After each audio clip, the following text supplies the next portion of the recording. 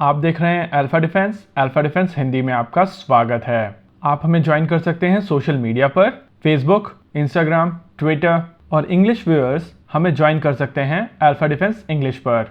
आइए शुरू करते हैं आज का वीडियो।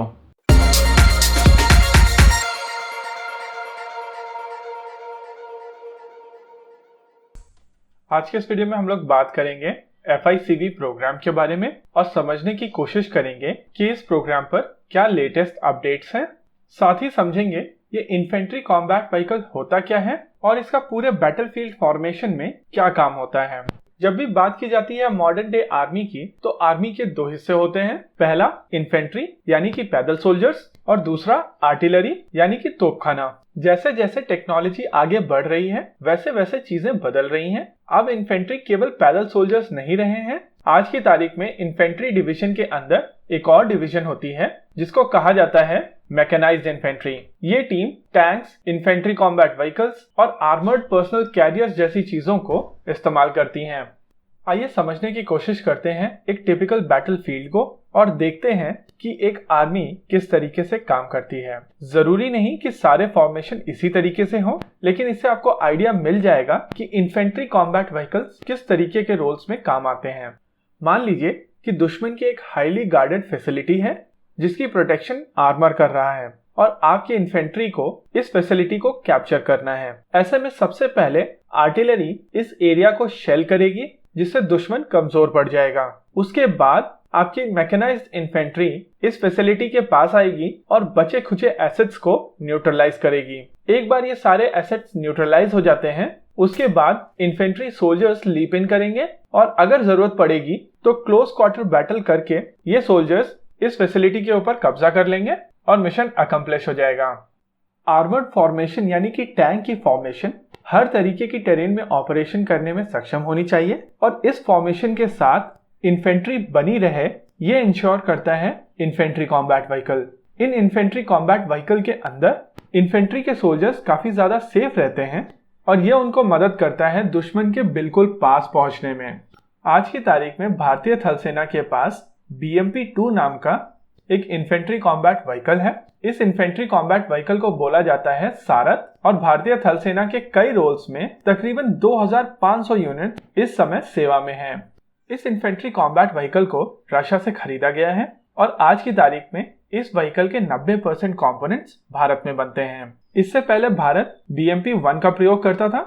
इस व्हीकल का वजन है 14.3 टन और इसमें 33 मिलीमीटर का स्टील आर्मर है। यह व्हीकल अपने 300 हॉर्स पावर के इंजन की मदद से on road 65 kilometre per hour की स्पीड से चल सकता है, वहीं of the road 45 kilometre per hour और पानी के अंदर ये व्हीकल 7 किलोमीटर पर आवर की स्पीड से चल सकता है। BMP-2 एक ट्रैक्ड इन्फेंट्री कॉम्बैट व्हीकल है, यानी कि BMP-2 में टैंक की तरह ट्रैक्स का प्रयोग होता है जिससे इस व्हीकल को ऑल टेरेन मोबिलिटी मिलती है। ऑटोमोबाइल सेगमेंट में बहुत ज्यादा इंप्रूवमेंट आ चुके हैं और आज की तारीख में इस तरीके के टायर और ड्राइव्स हैं जिनकी मदद से टायर्स में भी ऑल टेरेन मोबिलिटी आ गई है। और इसी कारण पूरे विश्व में ये डिबेट शुरू हो गया है कि इन्फेंट्री कॉम्बैट व्हीकल्स में टायर्स होने चाहिए कि ट्रैक। टायर के अपने अलग फायदे हैं और ट्रैक के अपने अलग। जहां ट्रैक हर टेरेन में चल सकता है, इसकी लोडिंग बेहतर है, ये दुश्मन के स्मॉल आर्म से भी प्रोटेक्शन देता है और इसका टर्निंग रेडियस बेहतरीन है। वहीं व्हील्स के अपने अलग फायदे हैं, जैसे ये सस्ता होता है, ये ट्रैक व्हीकल से कम 30 किलोमीटर प्रति घंटा ज्यादा तेज चल सकता है। जहां ट्रैक यूनिट्स के ट्रैक्स 450 से 500 किलोमीटर के बाद बदले जाते हैं, वहीं टायर्स 20 से 22 हजार किलोमीटर चल सकते हैं। भारत में व्हील सेगमेंट में टाटा कैस्टल बनाया गया है जिसके बारे में एक डिटेल वीडियो हम लोग बाद में करेंगे, लेकिन यहाँ पर यह समझ लेना जरूरी है कि ये व्हीकल FICV प्रोग्राम का कंटेंडर नहीं है। आमतौर पर ये एक चेसी होती है जिसके ऊपर अलग अलग चीजों को लगाकर अलग अलग तरीके के व्हीकल्स बनाए जा सकते हैं। जैसे कि इसके ऊपर एक टर्रेट को लगाकर इसे लाइट टैंक बनाया जा सकता है। DRDO ने BMP-2 के साथ कुछ ऐसा ही किया है। इसके अलावा BMP-2 को भारतीय सेना कमांड पोस्ट के तौर पे यूज करती है। भारतीय सेना इसको आर्मर्ड एम्बुलेंस के तौर पे भी यूज करती है। इसी चेसी के ऊपर एक रिपेयर व्हीकल भी बनाया गया है। इसके अलावा जब इनके ऊपर मोटार और anti tank guided missile mount कर दी जाती है तो ये एक कैरियर बन जाते हैं। भारतीय सेना के पास में एक मोटार कैरियर है उसके अलावा एंटी टैंक गाइडेड मिसाइल नाग का कैरियर नामिका कहलाता है। आकाश सरफेस टू एयर मिसाइल को भी इसके ऊपर माउंट किया गया था। इसके अलावा इसका एक अनमैन्ड वर्जन है जिसको मुंत्रा कहा जाता है। BMP-2 को रिप्लेस करने की बात शुरू हुई थी साल 2008 और 9 में, जिसके बाद ये डिसाइड किया गया था कि इस प्रोग्राम को कहा जाएगा futuristic infantry combat vehicle programme. इस प्रोग्राम के तहत 2 वेंडर्स को चूज किया जाएगा जो कि प्राइवेट प्लेयर्स होंगे। इन वेंडर्स को सरकार की तरफ से प्रोटोटाइप डेवलपमेंट के लिए पैसे दिए जाएंगे, जिसमें से विनर को 70% और रनर अप को 80% सरकार को देने थे। बाकी पैसे ये कंपनीज खुद लगाती। शुरुआती दौर में इस प्रोग्राम को लेकर 4 कंपनी सामने आई थी, जो थी टाटा, महिंद्रा, L&T और ऑर्डिनेंस फैक्ट्री बोर्ड। हालांकि इस प्रोजेक्ट में बहुत ज्यादा मूवमेंट नहीं हुई और इसीलिए साल 2012 में रशिया ने BMP-3 भारत को ऑफर किया, जिसको भारत ने नकार दिया और कहा गया कि FICV प्रोग्राम जारी रखा जाएगा। साल 2013 में इस RFP को रिकॉल कर लिया गया और कहा गया कि इस RFP को दोबारा जारी किया जाएगा। साथ ही भारतीय सेना के BMP-2 यानी सारथ को अपग्रेड करने की बात सामने आई। साल 2014 आते आते जब इस RFP को दोबारा रिलीज किया जाना था, तब तक 10 वेंडर्स तैयार थे इस प्रोग्राम में पार्टिसिपेट करने के लिए।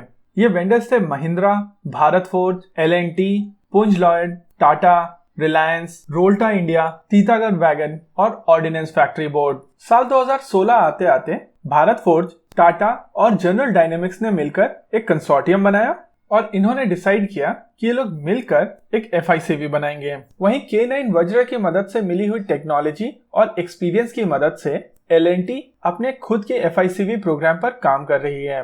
डिफेंस एक्सपो 2020 के दौरान ऑर्डिनेंस फैक्ट्री बोर्ड ने अपनी FICV मार्क 1 एग्जिबिट की थी। हालांकि ये डिजाइन बहुत ज्यादा इंप्रेसिव नहीं था, लेकिन BMP-2 की तुलना में यह बहुत ही बेहतर डिजाइन था।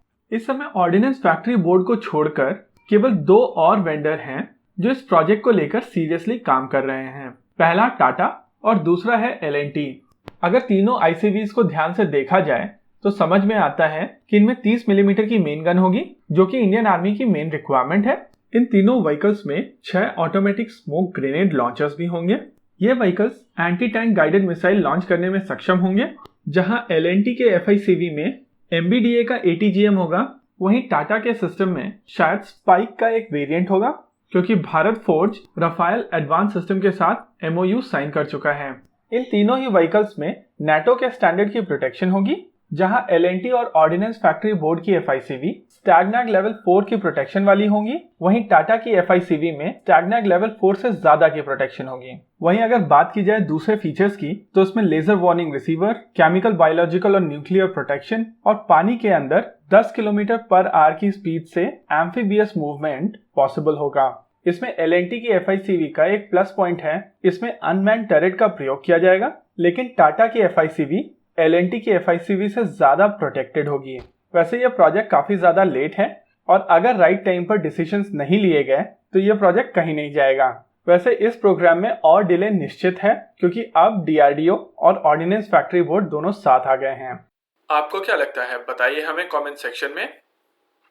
आगे आप कौन सा वीडियो देखना चाहते हैं, बताइए हमें कमेंट सेक्शन में। वीडियो को अंत तक देखने के लिए धन्यवाद।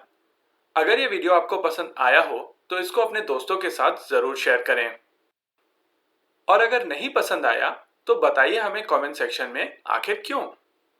देखते रहिए अल्फा डिफेंस। धन्यवाद। जय हिंद।